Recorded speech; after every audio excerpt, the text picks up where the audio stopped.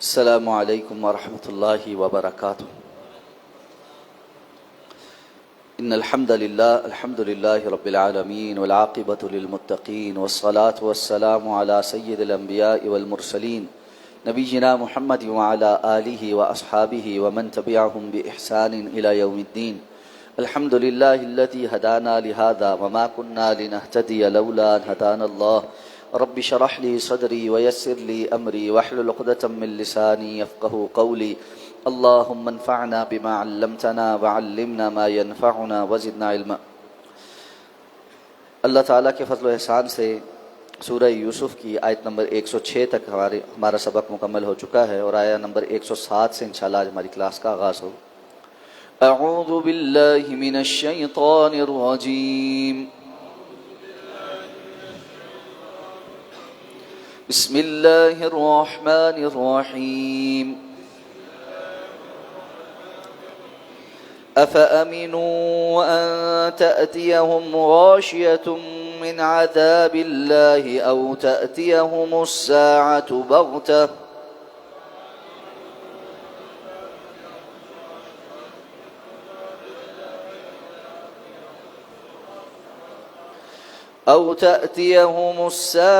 بغتة وهم لا يشعرون۔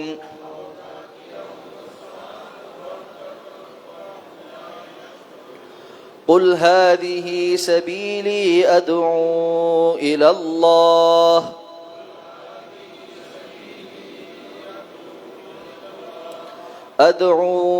الله على بصيرة أنا ومن اتبعني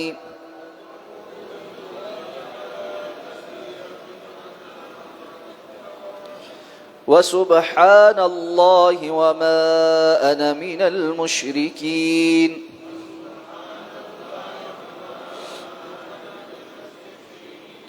وما أرسلنا من قبلك إلا رجالا نوحي إليهم من أهل القرى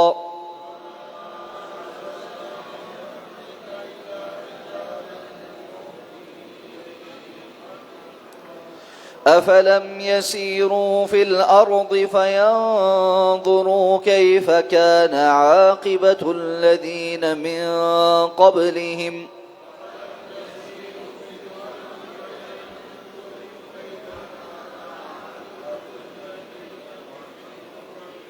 ولدار الآخرة خير للذين اتقوا أفلا تعقلون۔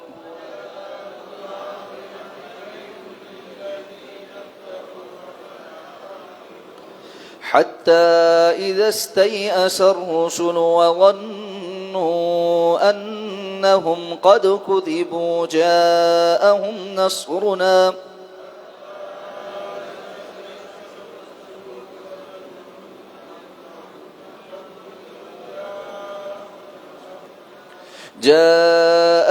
نصرنا فنجي من نشاء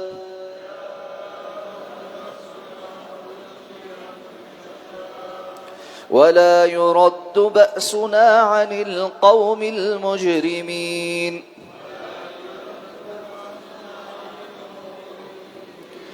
لقد كان في قصصهم عبرة لأولي الألباب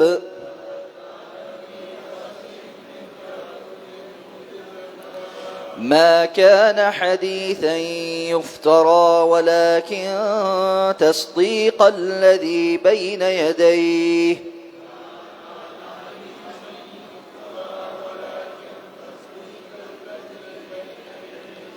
وتفصيل كل شيء وهدى ورحمة لقوم يؤمنون۔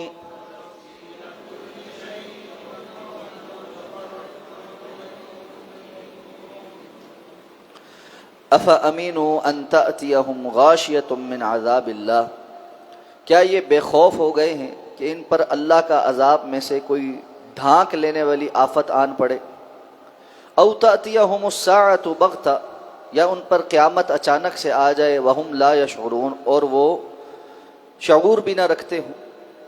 قل ہذہ سبیلی، آپ کہیے یہی میرا راستہ ہے، ادعو الی اللہ علی بصیرہ، میں اللہ کی طرف بلاتا ہوں پوری بصیرت پر، انا ومن اتبعنی، میں بھی اور وہ بھی جنہوں نے میری اتباع کی، وسبحان اللہ، اور پاک ہے اللہ کی ذات، وما انا من المشرکین، اور میں شریک بنانے والوں میں سے نہیں ہوں، وما ارسلنا من قبلک، اور نہیں بھیجے ہم نے آپ سے پہلے، الا رجالا، سوائے مردوں کے، نوحی الیہم، جن کی طرف ہم وحی کرتے تھے، من اہل القری، بستیوں والوں میں سے، افلم یسیروا فی الارض، کیا یہ زمین میں چلے پھرے نہیں ہیں، فینظروا، تو دیکھتے، کیف کان عاقبۃ الذین من قبلہم، کہ ان سے پہلے لوگوں کا انجام کیسا ہوا، ولدار الآخرۃ خیر، اور یقیناً آخرت کا گھر زیادہ بہتر ہے، للذین اتقوا، ان کے لیے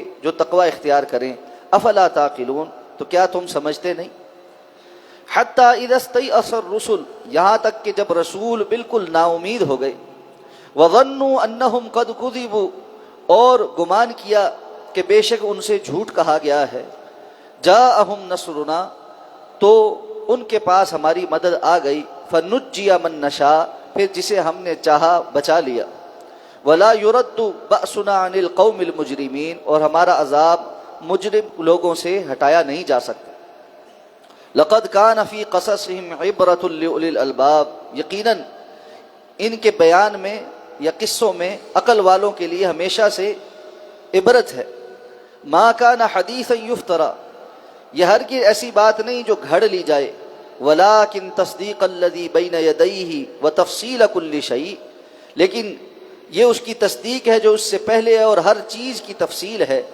وہدی ورحمۃ لقوم یؤمنون، اور ان لوگوں کے لیے ہدایت اور رحمت ہے جو ایمان رکھتے ہیں۔ گزشتہ آیات میں ارشاد فرمایا کہ اللہ کے رسول صلی اللہ علیہ وسلم اتنے واضح نشانیاں دیکھنے کے باوجود یہ جب کسی نشانی سے گزرتے ہیں، اعراض کرتے ہیں، اور آپ کی چاہنے کے باوجود اکثریت ایمان لانے والی نہیں، اور لوگوں کی حالت تو یہ ہے کہ ان کی اکثریت جو ایمان کا دعویٰ کرتی ہے ہیں وہ مشرک ہیں، اللہ کے ساتھ اوروں کو شریک ٹھہرا رہے ہوتے ہیں۔ اب فرمایا کہ یہ لوگ اپنی ہٹ درمی پر اس طرح سے قائم ہیں گویا کہ یہ بے خوف ہو چکے ہوں کہ ان کو کوئی پکڑنے والا نہیں۔ کیا یہ اس بات سے بھی بے خوف ہو گئے ہیں کہ اللہ کا عذاب ان کے اوپر ایک دم سے آ کر چھا جائے، غاشیتن، چھا جانے والا، چھانے کا مطلب ہوتا ہے ایسا عذاب جس میں انسان تمام تدبیر کے باوجود کہیں سلپ نہ ہو سکے، وہ آ کر جیسے کوئی چادر کسی کو ڈھانپ لیتی ہے اس طرح ایسے ڈھانپ لیتا ہے کہ پھر بھاگنے کا کوئی رستہ نہیں ہوتا۔ جیسے قدرتی آفات وغیرہ ہیں، سیلاب آتے ہیں، زلزلے آتے ہیں، تو اس وقت انسان کا کہیں دوڑنا بھاگنا فائدہ نہیں دیتا، جس کو اللہ نے اس میں پکڑنا ہوتا ہے وہ پکڑا جاتا ہے، والعیاذ باللہ، اللہ محفوظ فرمائے۔ یا پھر اچانک سے ان کے اوپر قیامت قائم ہو جائے کہ قیامت کب قائم ہونی ہے کسی کو پتہ نہیں، ٹھیک ہے اس کی علامات بیان کر دی گئی، اور اگر یہاں پر قیامت سے بمانہ موت لیا جائے کہ اچانک سے اس کے اوپر موت آ جائے، کیونکہ معلوم ہے نا، علماء نے ہم متعدد بار یہ بات کر چکے کہ قیامت کو 3 قسموں میں تقسیم کیا ہے، قیامت صغریٰ، وسطیٰ اور کبریٰ۔ صغریٰ یہ ہے کہ کسی بندے کی موت آ جائے، اس کی تو قیامت ہو گئی، اور وسطیٰ یہ ہے کہ ایک نسل کے سارے لوگ دنیا سے چلے جائیں، ان کی قیامت ہو گئی، اور کبریٰ وہ ہے جب تمام انسان اور تمام مخلوقات ختم کر دی جائیں۔ تو اچانک سے قیامت آ جائے اور کسی کو شعور بھی نہ ہو کہ وہ آخری گھڑیاں گزار رہا ہے کہ توبہ استغفار ہی کر لے۔ کتنی ہم آج کل ویڈیوز دیکھتے ہیں، حادثات ہو رہے ہیں، لوگ ویڈیو بنا رہے ہیں، کسی جگہ سیلفیاں لیتے لیتے کوئی لڑک جاتا ہے، گر جاتا ہے، سمندر میں گر جاتا ہے، والعیاذ باللہ۔ واضح نظر آ رہا ہے کہ لوگ بے دھیانی میں ہیں اور ان کو موت نے آ دبوچا ہے۔ تو یہ سوچنا کہ میں بعد میں توبہ کر لوں گا، بعد میں استغفار کر لوں گا، ابھی تو میرے جوانی کے دن ہیں، ابھی تو کھیلنے کودنے کے دن ہیں، اللہ ہی جانتا ہے کس کی کتنی زندگی ہے۔ اس لیے ہمہ وقت انسان کو اس جانب توجہ کرنی چاہیے۔ اس لیے فرمایا اب آپ ان کے سامنے دوبارہ سے اپنا منہج رکھیں، ہادہ سبیلی ادعو الی اللہ علی بصیرہ، یہ میرا راستہ ہے، اور راستہ کیا ہے؟ ادعو الی اللہ، میں اللہ کی جانب بلاتا ہوں۔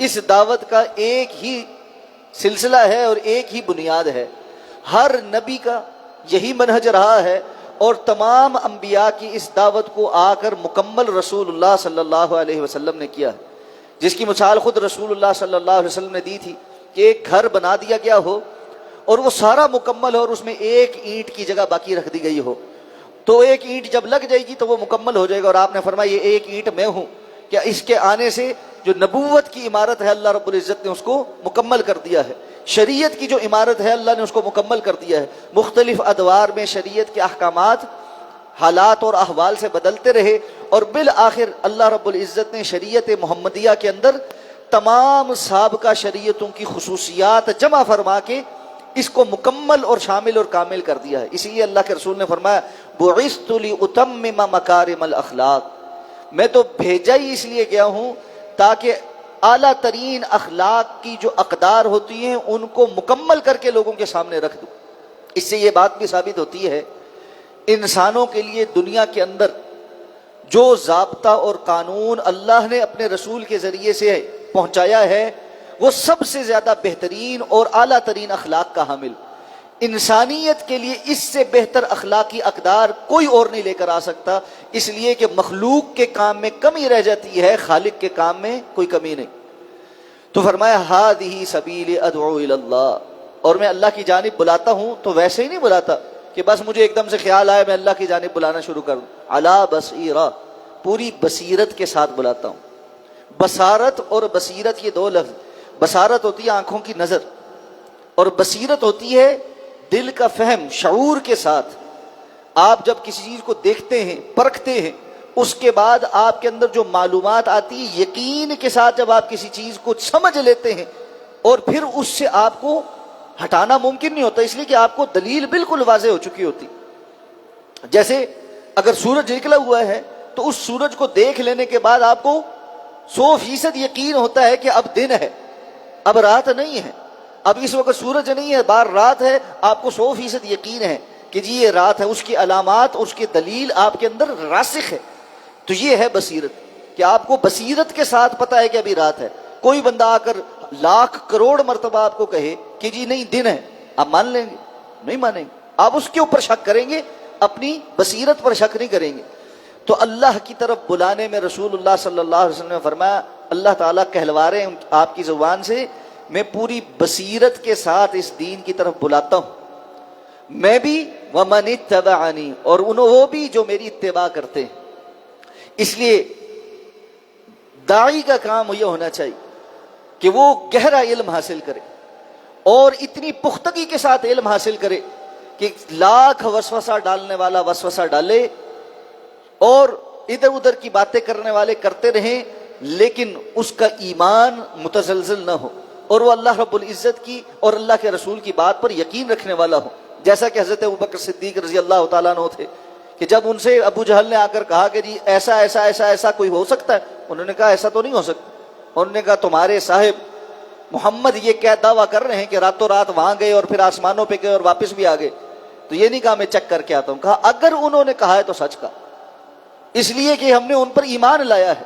یہ ہے علی بصیرت، جب اللہ اور اللہ کے رسول کی پر ایمان لے آئے ہیں اس کے بعد اگلی پچھلی ہینکی پھینکی کچھ نہیں ہوتی۔ ایمان کہتا ہے سمعنا و اطعنا، ہم نے سن لیا اور ہم اب اطاعت کریں گے۔ علم اتنا ہے، اس چیز کا نام ہے کہ یہ بات واقعتاً اللہ نے اور اللہ کے رسول نے کہی ہے یا نہیں کہ جب یہ ثابت ہو جائے کہ یہ بات اللہ اور اللہ کے رسول کی ہے، اس کے اندر پھر چونکہ چنانچہ اگرچہ مگرچہ نہیں۔ اسی لیے قرآن مجید نے یہ بات صراحتاً بھی بیان کر دی ہے کہ کسی مومن مرد اور عورت کے لیے یہ بات جائز ہی نہیں کہ وہ ایمان لانے کے بعد یہ کہیں کہ جب اللہ اور اللہ کے رسول کا کوئی فیصلہ آ جائیں یکون لہم الخیرۃ من انفسہم، کہ ان کے لیے اپنی بات بھی اپنا بھی کوئی اختیار باقی ہے۔ ایمان لانے کے بعد اپنا اختیار اللہ کے حوالے کر چکے ہیں، یہی شرع تسلیم خم کرنا ہے۔ دیکھنا یہ ہے کہ اللہ اور اللہ کے رسول کا فیصلہ کیا ہے۔ اللہ اور اللہ کے رسول صلی اللہ علیہ وسلم کا فیصلہ آنے کے بعد اپنی مرضی اس کا اختیار نہیں۔ اور جو بندہ جان بوجھ کر مرضی کا دعویٰ کرے کہ میں نہیں مانتا، وہ اسلام کے دائرے سے باہر نکل جاتا ہے۔ اور جو کمی کوتاہی ہے وہ اللہ کے ہاں معاف ہے۔ دعویٰ نہیں ہے کہ میں نہیں مانتا اللہ کے رسول کی، لیکن انسان ہے، کمی کوتاہی ہو جاتی ہے، غلطی کر بیٹھتا ہے، اللہ سے شرمندہ ہو کر کہتا ہے یا اللہ میں نہیں اپنے وعدے پہ قائم رہ سکا، اللہ اس کو معاف کر دے گا۔ لیکن جو ہٹ درمی کے ساتھ کھڑا ہو جائے، باغی بن جائے، ایسے باغیوں کی جب تک توبہ استغفار کر کے واپس اپنے اصل پر نہ آ جائیں، اگر اسی حالت پہ مر گئے تو اللہ رب العزت نے فرمایا ان کی کبھی توبہ قبول نہیں ہوگی۔ تو فرمایا یہ میرا منہج ہے، اور وہ منہج ہمیں یہ سکھاتا ہے وَسُبْحَانَ اللَّهِ، اللہ کی ذات پاک ہے۔ کس سے پاک ہے؟ ہر اس چیز سے جو اللہ کی طرف کمزوری منسوب کی جاتی ہے۔ اس لیے فرمایا وَمَا أَنَا مِنَ الْمُشْرِكِينَ، میں مشرکوں میں سے نہیں ہوں کہ اللہ کے ساتھ اوروں کو شریک کرتا پھروں، کہ اللہ رب العزت کو فلاں معاملے میں کسی وزیر کی، کسی مددگار کی، کسی اور کی مدد کی ضرورت ہے۔ اللہ تعالیٰ کو کسی بھی معاملے میں کسی شریک کی کوئی ضرورت نہیں۔ یہ ہے وہ اصل منہج جس کی دعوت تمام انبیاء نے دی ہے اور جس کی دعوت رسول اللہ صلی اللہ علیہ وسلم نے بھی دی ہے۔ فی زمانہ یہ بہت بڑا مسئلہ ہے کہ کتنے ہی لوگ دین کی دعوت کا کام کرنے کے دعوے دار تو ہیں، لیکن آپ ان کی تمام تر گفتگو، زندگی بھر کے کام کا نچوڑ نکالیں، آپ کو اس پہ دعوت توحید نہیں ملے گی۔ وہ بہت ساری چیزوں کا دعویٰ کرتے ہوئے نظر آئیں گے، اور وہ میٹھا میٹھا سارے ٹھیک ہیں، سب ٹھیک ہیں، بس آئیں جی ذکر اذکار کرتے ہیں، نمازیں پڑھتے ہیں، یہ کرتے ہیں وہ کرتے ہیں، ایسے کام جس پہ کسی سے کوئی ان پہ اوپر انگلی نہ اٹھے، وہ ساری باتیں تو کرنے کو تیار ہوں گے، لیکن اللہ کی توحید کے لیے نہ کوئی غیرت ہوگی، نہ حمیت ہوگی، اور نہ ساری زندگی کوئی سٹینڈ ہوگا۔ اور یہ بات یاد رکھیں، اگر ایسی دعوت انبیاء نے بھی دی ہوتی تو کوئی پریشانی نہیں آنی تھی۔ رسول اللہ صلی اللہ علیہ وسلم کو بھی مکے سے نہ نکالا جاتا۔ آپ بھی اللہ کی توحید کو چھوڑ کر صرف مکہ والوں کو بیت اللہ کی تعمیر اور وہاں پر حاجیوں کی خدمت کرنا اور جو ہے نا کیا کہتے طواف کرنا اور صفا مروہ کی صحیح کرنا اور اس طرح اور دیگر نیکیوں کا حکم دیتے رہتے تو مشرکین مکہ کبھی بھی اس کے انکاری نہیں تھے۔ وہ یہ سارا کچھ اس سے زیادہ بہتر کرنے کو تیار تھے اور آپ کو سردار بنانے کو بھی تیار تھے۔ اختلاف تو اسی بات پر تھا کہ یہ جن کو تم نے بت بنا بنا کر اور کرنی والا سمجھا ہوا ہے، یہ کوئی حیثیت نہیں رکھتے۔ ایک اللہ کے سوا کوئی اختیار کسی کے پاس نہیں ہے۔ مالک الملک علی کل شیء قدیر ذات صرف اللہ کی ہے، اور یہ دعوت ایسی ہے جو اس کو لے کر آیا اس کو پتھر ضرور پڑے۔ تو یہ کیسے ہو سکتا ہے ہم یہ دعوت دیں اور لوگ ہمیں گالیاں نہ دیں، ہم یہ دعوت دیں اور لوگ الزام نہ لگائیں، اور ہم یہ دعوت دیں اور لوگ سارا ٹائم ہم پر پھور برساتے رہیں؟ یہ نہیں ہوگا۔ اس لیے گھبرانے کی بات نہیں ہے کہ لوگ یہ کہتے ہیں، لوگ یہ کہتے ہیں۔ جیسے آپ یہ دعوت لے کر جاتے ہیں نا تو اپنے خاندان والے، اپنے قبیلے والے، اپنے گھر والے مخالف ہو جاتے ہیں، تو اگر وہ مخالف ہو رہے ہیں تو پریشانی کی بات نہیں۔ یہ تو اطمینان کی بات ہے کہ انبیاء کے ساتھ ہمیشہ ایسا ہوتا رہا۔ اگر آپ دین کا کام کر رہے ہیں اور کوئی بھی آپ کی مخالفت نہیں کر رہا اور کسی کے کان پہ جوں نہیں گرئی، پھر سوچنے کی بات ہے کہ یہ کیسا دعوت کا کام ہے جس سے شیطان کو تکلیف نہیں ہو رہی، جس کے لیے ہر قسم کے دروازے کھلے ہوئے ہیں، تو یہ پھر پریشانی کی بات ہے۔ اس لیے ساتھ ساتھ یہ فرمایا ہم نے آپ سے پہلے سوائے مردوں کے کسی اور کو نبی بنا کر نہیں بھیجا جن کی طرف ہم وحی کرتے تھے۔ اس سے یہ بات بھی پتہ لگتی ہے کہ جن لوگوں کا یہ دعویٰ ہے کہ خواتین میں بھی انبیاء ہوئی ہیں، اور وہ کہتے ہیں حضرت آسیہ، ام موسیٰ اور حضرت مریم یہ جو ہے نا یہ نبی تھی کیونکہ قرآن نے ان کی طرف وحی کا تذکرہ کیا ہے، تو یہ وہ وحی نہیں ہے جس سے شریعت ثابت ہوتی ہے یا جس سے نبوت کا مقام اور مرتبہ ملتا ہے۔ اس لیے یہاں پر فرمایا ہم نے کسی رسول کو نہیں بھیجا الا رجالا، سوائے کہ وہ مرد تھے، نوحی الیہم، ہم ان کی طرف وحی کرتے تھے۔ یہ نص ہے اس بات پر کہ کوئی خاتون نبی نہیں ہوئی، اور ظاہر بات ہے نبوت کے مقام کے لیے اور اس کے لیے جو صعوبتیں برداشت کرنی پڑتی ہیں اور جو معاملات کرنے پڑتے ہیں اور جس طرح جنگیں لڑنی پڑتی ہیں، اگر یہ کسی خاتون پر اللہ تعالیٰ یہ بوجھ ڈالتے تو یہ اس کے ساتھ زیادتی ہوتی۔ اللہ تعالیٰ نے انسانوں کو ان کی جن صفات کے ساتھ پیدا کیا ہے ویسے ہی ان کے اوپر احکامات بھی لاگو کیے ہیں۔ تو جیسی صفات، جیسی جسمانی خد و خال مردوں کے ہیں ویسے ہی احکامات ان کے اوپر ہیں، اور جیسی جو ہے نا صفات اور خد و خال خواتین کے ہیں ویسے ہی ان کے اوپر بھی احکامات ہیں۔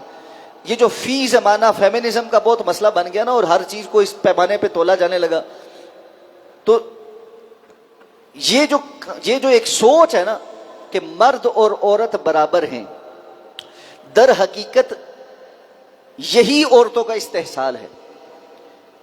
اسلام کے نزدیک کئی مقامات پر عورت مرد سے افضل ہے۔ ہر انسان کی ایک ماں ہوتی ہے، اور ہر مرد کے لیے اس کے رشتوں میں سب سے زیادہ دنیا کے اندر افضل اس کی ماں ہے. اسلام نے یہ مقام اس کو دیا ہے، لیکن ہم کہتے ہیں نہیں جی عورت مرد برابر ہے. اسلام بڑا ظالم ہے، وہ عورت کو مرد سے کمتر کرتا ہے. حالانکہ ہر مرد کی ماں اس کے لیے اس کے باپ سے 3 درجے اونچی ہے. تو کیسے وہ ہو گیا، استحصال ہو گیا.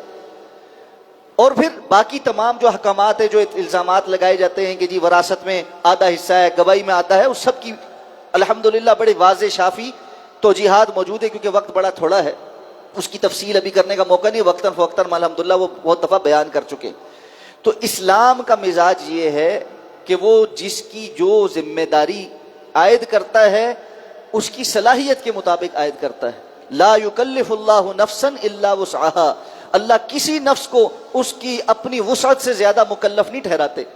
یہ انسانوں کا بنایا ہوا قانون ہے جو خواتین کو مجبور کرتا ہے کہ وہ مردوں کے برابر کام کرے. ایک بندہ ہے، اس کے اندر اس کا 80 کلو وزن ہے اور اس کے اندر طاقت ہے، جان ہے، 6 فٹ کا انسان ہے، وہ بھی وہی کام کرے جو ایک 4 فٹ کی بیچاری خاتون کرے، 5 فٹ کی منحنی جسم کی خاتون کرے جس کے اندر وہ طاقت نہیں. واضح نظر آتا ہے دونوں کی طاقت میں فرق ہے، لیکن نہیں بھئی وہ بھی اتنا ہی بوجھ گھسیٹے جتنا یہ گھسیٹے. جب یہ عجیب لگتا ہے تو باقی چیزوں میں عجیب کیوں نہیں لگتا؟ اس لیے یہ جو ہے نا کہ ہر انسان برابر ہے، یہ دعویٰ ہی جھوٹا ہے. اور دنیا کے اندر بھی ہر انسان برابر نہیں. ملحد اور لبرل قسم کے جو معاشرے وہاں پہ بھی ہر انسان برابر نہیں. کیا وزیر اعظم، صدر اور عام انسان برابر ہے؟ کیا مجرم اور جو مظلوم ہے وہ برابر ہے؟ جب دنیا کے اندر ہم قانون کی نظر میں مختلف لوگوں کو مختلف حیثیت میں دیکھتے ہیں، مختلف ذمہ داریوں کے اٹھانے والوں کو مختلف حیثیت میں دیکھتے ہیں، تو صرف ایک دین ہی رہ گیا اور اللہ کا بات ہی رہ گئی ہے جس میں ہم کہتے نہیں اللہ رب العزت کو غلطی لگ گئی ہے اور دین کو غلطی لگ گئی ہے اور باقی سارے انسان برابر ہیں. انسانیت میں برابر ہونا یہ ایک علیحدہ بات. وہ کہ جی انسان ہونے کے حیثیت سے کچھ حقوق اور واجبات ہیں جو مرد کے بھی ویسے ہیں بڑے اور عورت کے بھی ویسے ہیں، بڑے کے بھی ویسے ہیں، چھوٹے کے بھی ویسے ہیں. ظلم کسی پر نہیں ہونا چاہیے، جھوٹ کسی کے ساتھ نہیں بولا جانا چاہیے، حق کسی کا نہیں مارنا چاہیے. یہ سارے قانون تو سب کے لیے ایک جیسے. لیکن واجبات کس کے کرنے کا کیا کام ہے، کس کی کیا ذمہ داری ہے، اس کے لیے تو صلاحیت دیکھنی چاہیے نا. اور اللہ نے یہ صلاحیت دیکھ کر احکامات عطا فرمائے ہیں. اس لیے یہ بودھا قسم کا ایک بہت ہی فرسودہ اور بالکل ہی دلائل سے ہٹا ہوا الزام ہے جس کو ہمارے ہاں ابھی بھی الیکٹرانک میڈیا پہ اور ادھر ادھر بڑے دھوم دھڑکے کے ساتھ جو ہے وہ بیان کرنے کی کوشش ہو رہی ہے. ڈرامے بنائے جا رہے ہیں، فلمیں بنائی جا رہی ہیں یہ ثابت کرنے کے لیے کہ عورت بڑی مضبوط ہے اور عورت مرد کے مقابل ہے. عورت مضبوط ہے، یہ بات درست ہے. اللہ نے اس پہ جو ذمہ داری لگائی ہیں اس کو مرد نہیں ادا کر سکتا، بڑا مشکل کام ہے. لیکن وہ مرد کے برابر ہے یا مرد عورت کے برابر ہے، یہ ایک بیکار قسم کی اور عبث قسم کی کوشش ہے جو مغرب نے پچھلے 300 سال سے اپنے جب سے انڈسٹریلزم کا آغاز ہوا تھا تب سے اپنے مفادات کے لیے یہ نعرہ بلند کیا تھا. آج تک اس کے وبال میں ہے، اس کو نہ ثابت کر سکا ہے، نہ اس کے مضمرات اور اس کے برے اثرات سے اپنے آپ کو بچا سکا ہے. تباہی کے دھانے پر پہنچنے کے باوجود ایک ہوس پرستی اور اپنے مفادات کی جنگ ہے جس کے لیے وہ لگے کھڑے. اور ہم لوگ ہیں کہ ہمارے لوگ جو تھوڑی سی انگریزی ٹیڑھی کر کے بول لیتے ہیں، منہ ٹیڑھا کر کے انگریزی بولنا سیکھ گئے ہیں، ان کو لگتا ہے کہ جی یہی بات درست ہے. تھوڑی سی آنکھیں کھولے، تھوڑا سا سمجھیں کہ ان کے ساتھ ان کے معاشروں میں کیا ہو چکا ہے اور وہ کس تباہی کے نہج پر ہیں. ہم نہیں کہتے، ان کے سٹیٹسٹکس نکال کر دیکھیں اور ان کی زندگیوں کے جو لوگوں کی جو اپنی کیفیت ہے اس کو نکال کر دیکھیں. کیا وہاں کی عورت مطمئن ہے؟ چلو یہاں کی عورت تو مظلوم ہے، آپ نے کہا بڑی مظلوم ہے، یہاں بڑا ظلم ہوتا ہے، یہ پدر شاہی معاشرہ ہے، فلاں ہے فلاں ہے. جہاں 100 150 سال سے آپ نے قوانین بنا دیے تھے، جہاں کی عورت بڑی آزاد ہے، سب وہ آزادی حاصل کرنے کے بعد کیا وہ مطمئن ہے؟ کیا اس کی زندگی میں وہ سکون آ گیا ہے اور وہ اپنے آپ کو اندر سے مطمئن فیل کرتی ہے کہ ہاں ٹھیک ہے اب میں آزاد ہوں؟ کیا وجہ ہے کہ ساری زندگی وہ عورت اپنے لیے ایک لائف پارٹنر تلاش کرنے کی کوشش میں لگی رہتی ہے اور اس کو نہیں ملتا؟ ہر کوئی اس کو ٹیشو پیپر کی طرح استعمال کر کے girlfriend change, live in relationship, تھوڑے عرصے کے بعد اکتا گیا، وہ گیا فارغ، کوئی ذمہ داری نہیں، کوئی کچھ نہیں. اگر اولاد ہو گئی ہے وہ بھی اسی نے پالنی ہے، اپنا خرچہ بھی اسی نے کرنا ہے، اپنے لیو ان ریلیشن شپ میں بھی اخراجات اس نے سارے خود اٹھانے ہیں. اور اس کے بعد کہیں زندگی میں کوئی مل جائے، آپ نے متعدد ویڈیوز دیکھی ہوں گی، کوئی کسی یورپین عورت کو، کسی ویسٹرن عورت کو پروپوز کر دے کہ جی میں تیرے سے شادی کرنے پہ اب راضی ہو گیا ہوں, مجھے سمجھ آتا ہے کہ تو میری لائف پارٹنر بن جا, ہم کوئی لیگل کانٹریکٹ میں شامل ہو جائیں, تو اس بندہ کی بندی کو تو پہلے یقین ہی نہیں آتا, اس کے آنسو نکل جاتے ہیں, اور وہ رون دھون کرتی ہے کہ جی کیا واقعی ایسا ہو گیا ہے کہ زندگی میں اتنے مردوں کو رجھانے اور ان کو راضی کرنے کی کوشش کرنے میں اب کوئی مرد واقعتاً مجھے ایسا پا سکا ہے کہ میں اس کے قابل ہو کر اس کی زندگی میں شامل ہو جاؤں. کبھی کسی مرد کو دیکھا یورپین کو روتے ہوئے کہ جی ہاں رشتہ ہو گیا ہے تو بس جی واہ بڑی بات ہے, اس نے مجھے قبول کر لیا. ہمیشہ عورتیں ہی روتی ہیں ان کی. ہمارے ہاں تو معاملہ ہی اور, ہمارے ہاں تو مرد جوتیاں چٹکھاتا پھرتا ہے, منتیں کرتا ہے, اس کا خاندان جاتا ہے, عزت کے ساتھ رشتہ طلب کرتا ہے, اور اس کے بعد اس کو پوری ذمہ داری کے ساتھ لے کر آتا ہے. اور پھر اسلام کا ایک نظام ہے, معاشرتی نظام, اس نظام کا بھی اس پر پریشر ہے اور اللہ کا بھی اس پر پریشر ہے کہ اس نے اپنی بیوی کا حق ادا کرنا. تو یہ چند ڈھکوسلوں سے ایک دم متاثر ہو جانا اور اس کے مقابل یہ کہنا شروع کر دینا یہ استحصال ہے, استحصال ہے, یہ سوائے جہالت کے اور کچھ نہیں. تو اللہ نے فرمایا ہم نے وہی بھیجی آپ سے پہلے صرف مردوں کی جانب, اور پھر فرمایا پھر بھی کیا یہ مختلف بستیوں میں ان کے کھنڈرات میں جا کر غور نہیں کرتے کہ یہاں پر بسنے والے جب یہاں باقی نہیں رہے اور ان کا انجام عبرتناک ہوا تو ہم بھی یہاں باقی نہیں رہنے والے, اور انبیاء کی مخالفت کر کے ہمارا انجام بھی ایسا ہی ہوگا. تو کس نے یہاں دنیا میں ہمیشہ رہنا؟ اس لیے انسان کو دنیا کے اندر کوئی کمی لگ بھی جائے تو اللہ کی رضا کی خاطر اس کو برداشت کر لینا چاہیے.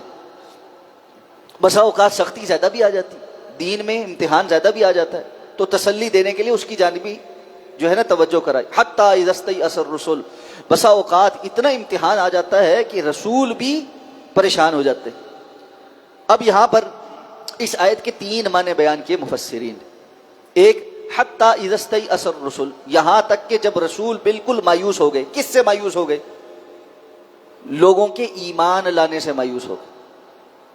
لوگوں کے کہ یہ لوگ اب ایمان نہیں لانے لگے. جیسے حضرت نوح علیہ السلام بالکل مایوس ہو گئے تھے اور اللہ سے دعا کی کہ اللہ 950 سال میں نے ان کو تبدیل کی ہے, یہ کانوں کے اندر انگلیاں ٹھوس لیتے ہیں, اپنے کپڑے جھاڑ کر تکبر سے اٹھ جاتے ہیں, مجھے تو ان کے متعلق اب یہ یقین ہو چکا ہے وَلَا يَلِدُ إِلَّا فَاجِرًا أَوْ كَفَّارًا, ان کی اولاد بھی مسلمان نہیں ہونے لگی, یہ کافر اور فاجر کے علاوہ کسی کو جنم نہیں دیں گے, اس لیے اللہ اب اپنا عذاب بھیجیں.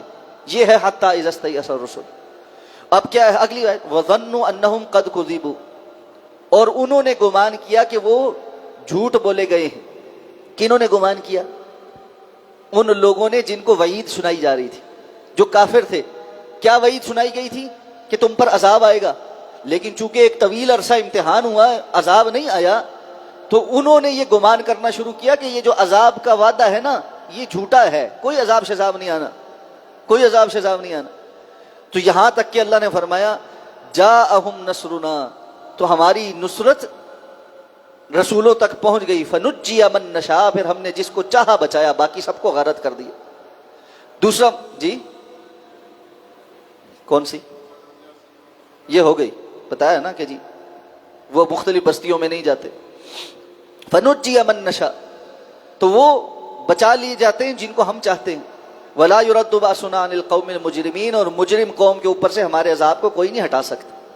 دوسرا معنی یہ بیان کیا ہے حتیٰ اذا استیأس الرسل, بسا اوقات اتنی سختی بھی آ جاتی ہے کہ رسول بھی مایوس ہو جاتے کہ جی امتحان بہت سخت ہو گئے, امتحان بہت سخت ہو گیا. اور قرآن نے دوسری جگہ اس کو بیان کیا ہے کہ وَزُلْزِلُوا حَتَّى يَقُولَ الرَّسُولُ وَالَّذِينَ آمَنُوا مَعَهُ مَتَىٰ نَصْرُ اللَّهِ. بعض انبیاء کی تو اتنی آزمائش ہوئی اور ان کے ساتھ ساتھیوں کی اتنی آزمائش ہوئی, وہ اتنا زیادہ جھنجھوڑے گئے کہ رسول بھی پکار اٹھے اور ان کے ساتھی بھی پکار اٹھے مَتَىٰ نَصْرُ اللَّهِ, کب اللہ کی نصرت آئے گی. الا ان نصر اللہ قریب, آپ کہیے اللہ کی نصرت بڑی قریب ہے. اور رسولوں کے بعض ساتھیوں کو یہ گمان ہونے لگا کہ کہیں ایسا تو نہیں ہم جھوٹا وعدہ کیے گئے. یہ ہے وسوسہ, ظنوا بمعنی وسوسہ ہے. اور یاد رکھیے وسوسہ جو ہے اس سے کوئی کافر نہیں ہو جاتا. وسوسہ ہوتا ہے شیطان آ کر القاء کرتا ہے دماغ کے اندر کوئی بات, تو شیطان آ کر ان کو نا یہ القاء کرنے لگ گیا کہ تمہاری طرف تو جھوٹے وعدے کیے گئے ہیں, یہ کوئی رسول نہیں ہے, کوئی اللہ کا عذاب نہیں آنا. یہ وسوسے آ کر شیطان ڈالنے لگ گیا. حتیٰ جاءہم نصرنا, یہاں تک کہ پھر اللہ کی نصرت آ گئی. فنجی من نشاء، اور اللہ نے پھر جس کو چاہا بچا لیا. تو رسول اللہ صلی اللہ علیہ وسلم حضرت خباب بن ارت رضی اللہ تعالیٰ عنہ نے فرمایا اللہ کے رسول اتنے مشکل حالات ہیں، کفار ہمارے ساتھ اتنے ظلم کر رہے ہیں کہ آپ ہمارے لیے دعا نہیں کرتے؟ یہ حالت آ جاتی. تو اللہ کے رسول صلی اللہ علیہ وسلم نے فرمایا تم ابھی سے پریشان ہو گئے؟ تم سے پہلے کتنے لوگ ایسے تھے جن پر ایسے عذاب بھی آئے، اتنی سختیاں بھی آئیں کہ ان میں سے بعض کے سر پر آرا رکھ کر ان کے جسم کو 2 ٹکڑوں میں بانٹ دیا گیا، اور بعض کو لوہے کی کنگھیوں سے ان کے گوشت کو زندہ نوچا گیا، لیکن یہ آزمائشیں بھی ان کے ایمان سے ان کو نہیں ہٹا سکی. اتنی آزمائشیں. حضرت خباب رضی اللہ تعالیٰ عنہ رسول اللہ صلی اللہ علیہ وسلم کے ساتھ نہیں، ان کے ساتھ یہ ہوا کہ مکہ والوں نے پکڑ کر جو آہنی کنگھیاں تھی اور کینچیاں تھیں ان سے ان کے جسم کو نوچا، کاٹا، تو لیکن وہ ایمان سے دستبردار نہیں ہو. تو اس لیے بسا اوقات آزمائش بڑی سخت ہو جاتی ہے اور امتحان سخت ہو جاتا ہے. اللہ سے عافیت کا سوال کرنا چاہیے، اللہ سے عافیت کا سوال کرنا چاہیے. ہم تو بڑے کمزور ہیں، اللہ ہم ان آزمائشوں میں کہاں پورے اترنے والے. ہماری قوم تو ایسی ہے، ذرا سی کوئی پتہ لگ جائے کوئی بندہ پھوکے مارتا ہے تو ساری قوم اس کے پیچھے چل پڑتی. یہ دجال کے فتنے کا سامنا کریں گے، یہ اپنے ایمان کی حفاظت کریں گے، جو بارشیں برسائے گا اور جو لوگوں کو رزق دے گا اور زندہ بھی کرے گا اور مارے گا بھی. یہ تو پھوکوں مارنے والوں کے پیچھے اٹھ چلے چلے وہاں پر اپنا ایمان ضائع کر دیتے ہیں، اور یہ تو نالوں کے گندے اور پلید پانی پینے کو تیار ہو جاتے ہیں کہ یہ آب شفا ہے. ایمان کے لیے تو ثابت قدمی دکھانی پڑتی. تو اللہ رب العزت نے فرمایا لقد کان فی قصصہم عبرۃ لأولی الالباب، ان سارے واقعات میں عقل والوں کے لیے عبرت ہے. یہ کوئی گھڑے گھڑائے قصے نہیں ہیں. قرآن کے اندر جو واقعات ہیں وہ اس لیے نہیں ہے کہ قصہ کوئی ہے دل پشوری ہے سن کے بڑا مزہ آیا جی واہ واہ سبحان اللہ چلو جھوٹ کے جو مرضی کرو، بلکہ اللہ نے فرمایا اس کے اندر تو عبرت ہے. اور پھر یہ جو حدیث، یہ جو قرآن، یہ جو اللہ رب العزت نے بات نازل کی ہے، یہ گھڑی ہوئی بات نہیں ہے، بلکہ پچھلی اور آنے والی باتوں کی ساری تفصیل ہے اس کے اندر. یہ بتاتی ہے کہ انسان اس دنیا میں کیوں آیا ہے، اس کی پیدائش کیسے ہوئی تھی، زمین و آسمان کی تخلیق کیسے ہوئی تھی، خالق کون ہے، مالک کون ہے، مخلوق کے کرنے کے کام کیا ہیں، انجام کیا ہوگا، واپس جا کر ہمارے ساتھ معاملہ کیا ہونے والا ہے. وہ سارے سوالات جو انسان کے ذہن میں آتے ہیں اور لوگ ان پر باتیں کر کے، کتابیں کالی کر کر کے، صفحات سیاہ کر کر کے اپنے آپ کو بڑے بڑے فلسفی ثابت کرتے رہے، جبکہ حاصل وصول کچھ نہیں. اسلام نے ان سارے سوالوں کی جواب دیے ہیں. وتفصیل کل شیء، ان ساری چیزوں کی تفصیل ہے. اور اگر کوئی سمجھنے والا ہو تو فرمایا وَهُدًى وَرَحْمَةً لِقَوْمٍ يُؤْمِنُونَ، ہدایت اور رحمت ہے ایمان لانے والی قوم کے. تو ہدایت اور رحمت صرف اس کے لیے ہے جو ایمان لائے. اس لیے ان تمام قصوں سے عبرت سیکھتے ہوئے ہدایت کی طرف آئیے تاکہ یہ قرآن اور دین رحمت بن جائے ایمان کے نتیجے میں. اللہ رب العزت ہمیں اس کی توفیق عطا فرما دے. اللہ کے خاص فضل و احسان سے الحمدللہ سورہ یوسف مکمل ہو چکی ہے، اور آئندہ ہفتے سے انشاءاللہ سورہ ہود کا آغاز ہوگا. اللہ ہمیں سمجھ کر عمل کرنے کی توفیق عطا فرمائے. سبحانک اللہم و بحمدک، نشہد ان لا الہ الا انت، نستغفرک.